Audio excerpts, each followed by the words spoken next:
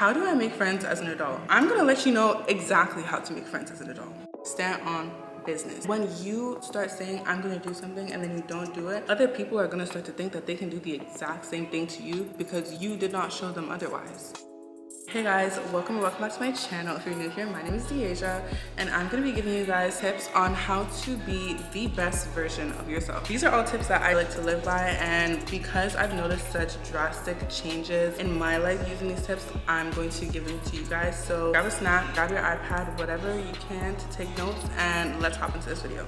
Tip number one, regardless of if you're in school or if you're finished school, it is always important to feed your mind. Constantly learn something new. I'm not saying learn a new language. Do something that is good for you, that's not brain numbing. So that could be reading a book, that could be listening to a podcast, that can even be something as simple as searching up the meaning of a word that you don't know, or thinking, I actually don't know where Brazil is, and searching up Brazil and looking at the map. Feed your mind just so that you know. It's always a good idea to stay on top of your knowledge. Even though you're not in school, that doesn't mean that you shouldn't be learning anything.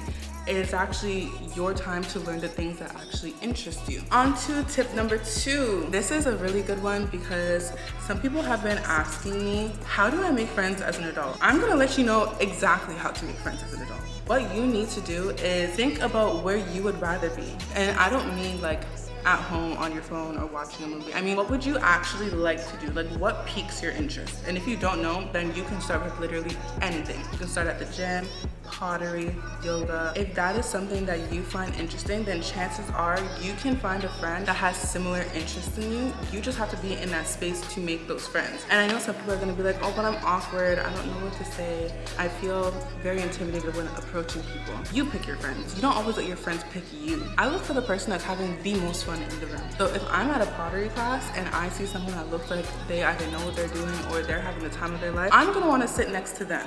It starts with small gestures. If you even go to the same space multiple times and don't say anything to anybody, and there's other people that are also doing the same thing, you will start to gravitate towards each other. After a few times of going to the same space and seeing the same people, even though you may not have spoken to them yet, it's gonna feel easier to speak to them just because you already know that you have this in common. You just have to put yourself in the space and the position to get to know these people. That is how you make friends as an adult. Tip number three. This goes hand in hand with my last tip. When you say, I can't see you at that time because I'm either practicing my hobby or I'm practicing my skill, knowing exactly what you like to do when you're by yourself and what you would rather do, or the thing that brings you comfort, or the thing that you're really good at because you practiced it for so long, it'll seem like you have more depth to you. It's for you to feel satisfied. Know what you like to do. When I was in Kenya, I was staying with my friend and her family, and my friend's mom could do about 50 billion different things, like candle making, she can sew, she can cook, she makes juices, like everything. She does everything. And I decided that that's exactly how I want to be. I want to have 5 million hobbies. I want to be able to pull out a keyboard and just play. Tip number four, move your body. On the days where you want to stay in bed and you don't want to do anything because you just feel like you're so tired, the only thing you want to do is stay in bed and watch movies or sit on your phone, my tip for you is go for a walk outside of your house. Like, it can be 10 minutes, it can be 15 minutes.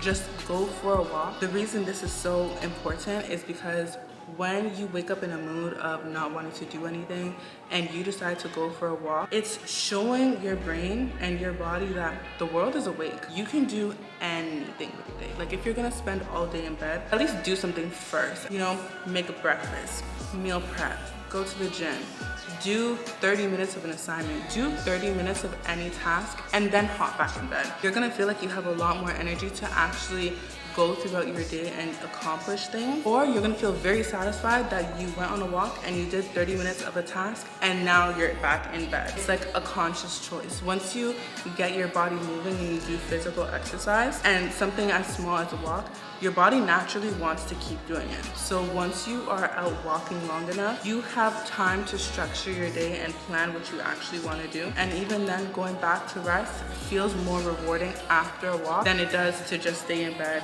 and stay in the loop of being in bed. Tip number 5, don't tell people your plans.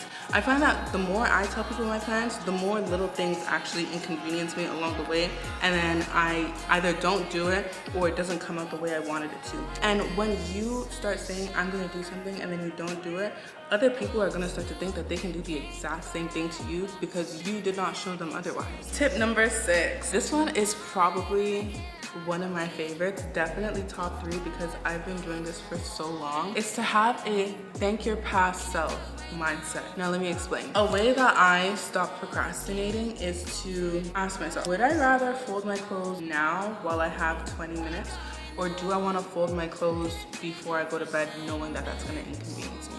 Because chances are I'm gonna do it now just so that I don't have to think about it later. Do I want to meal prep and make all my protein now? Or do I want to make what I know I need now and then save the rest for later? Chances are I'm gonna do it all now just so that I don't have to think about it. Having a thank your past self mindset is also that your future self can feel like you're living a life with minimal inconveniences. This goes for making your bed, cleaning your room, adding gas to your car before work.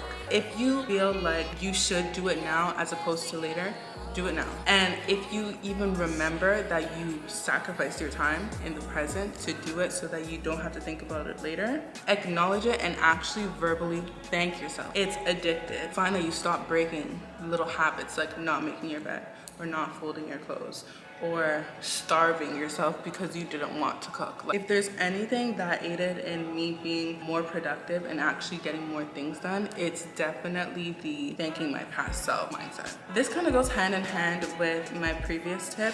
It is the only time is now. If you think about it, you're only ever living in the present moment. The only time you exist is right now.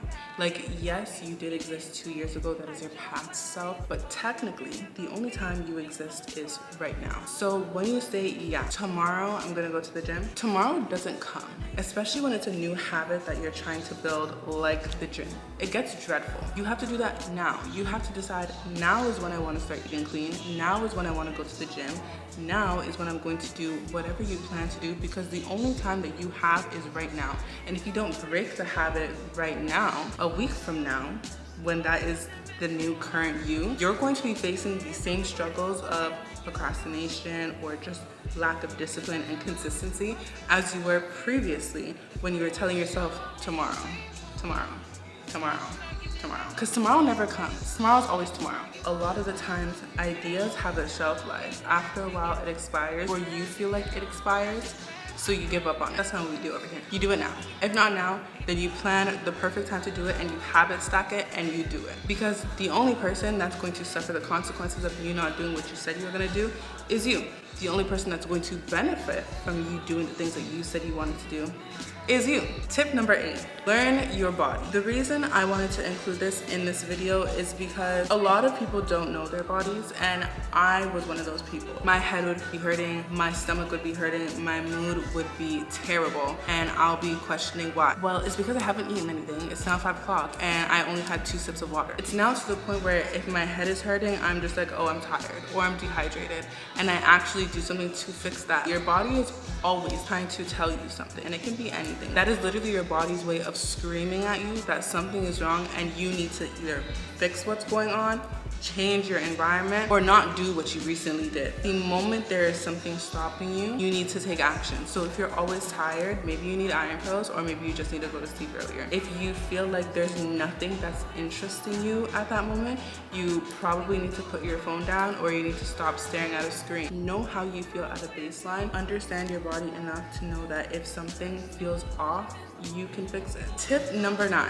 This is probably one of the most important tips, and it is to make your mind a positive place. I know that sounds so cliche, but it is so important. So if you have a negative self-talk and whenever something goes wrong, you're blaming yourself, or you feel like you did something wrong, or it's your fault, or you just hold on to a lot of negative emotions, you need to learn how to make your mind a positive place. Tell yourself affirmations. Whenever you feel like you want to tell yourself something negative, tell yourself 2 positive things. It's going to feel far-fetched until you start believing it. Until you've told yourself this so many times to the point where you start believing it, that's how you know your mind is in a positive place. Like, I'm not saying you'll never be sad or you'll never get bad news. What I'm saying is, in the situations where you are faced with something negative, you are not internally hating yourself. You're not questioning your self-worth. You are not telling yourself there's horrible things, because something as simple as you telling yourself, I don't like how I look today. Can you imagine your partner saying, I don't like how you look today? Are you crazy? That's what you sound like. And if it's in your head, then it's probably on repeat all day, every day. Making your mind a positive place is literally so crucial for your well-being and just for your outlook on life, because if you constantly are having a negative self-talk, not only is that going to drastically decrease your productivity, but it's going to start affecting things like your confidence, how you view yourself, and honestly how other people start to view you as well. There's a lot of social cues that other people can potentially pick up on that can make other people withdraw. Make your mind a positive place. That is the only place you are 24/7. So the things that you say to yourself matter. The things that you think matter. Even the things that you listen to matter. Because if you're telling yourself this, it's kind of like the equivalent of somebody else telling you the exact same thing. Now, it might hurt a lot more coming from somebody else, but at the same time, that is what you are normalizing in your own head. So that is all for today's video. I hope you guys enjoyed it. If you did, please give it a thumbs up. Comment down below any more topics if you'd like me to have another sit down video. I do have more content on the way, so I hope to see you guys in my next video. Bye!